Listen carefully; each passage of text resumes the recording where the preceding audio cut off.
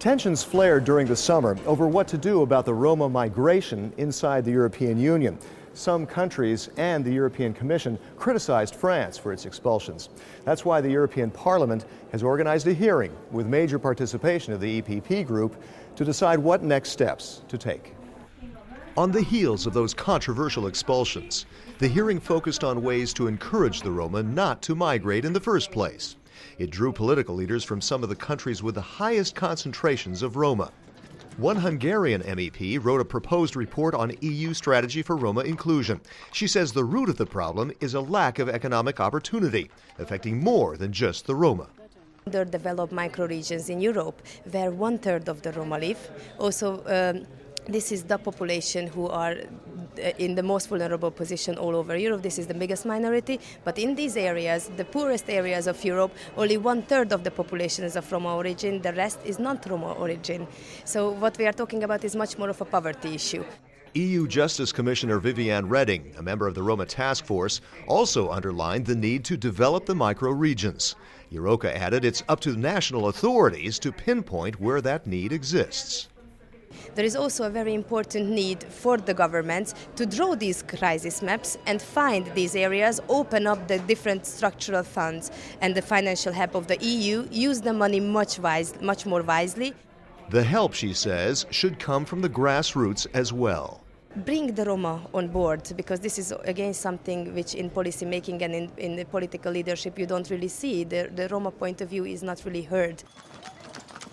There's an economic incentive for countries to help the Roma.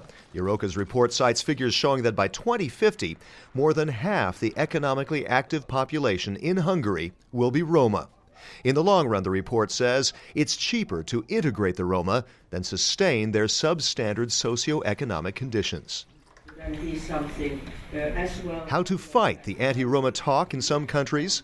Bulgarian MEP Andrei Kovachev, who drafted the opinion on the Roma inclusion strategy, says it's time Europe got past the rhetoric and acted together to solve the issue. In a Europe of without borders, of free movement, of common area of security, we should have a common approach and do not aim short-term political populistic goals.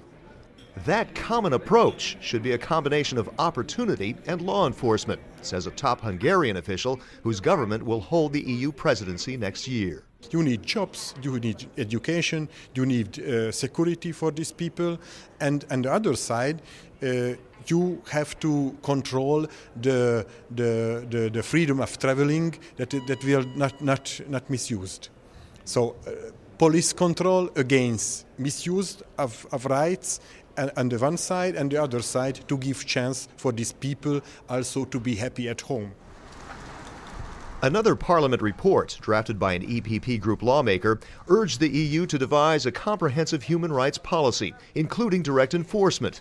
It specifically includes protecting the rights of migrants. With its report on human rights, the Civil Liberties Committee sought to, in its words, strike a balance between rights and solidarity. That, along with calls for more economic development, could be an important step towards solving the very complicated issue of Roma migration. For more information about our group's activities on this and other issues, please have a look at our website, eppgroup.eu.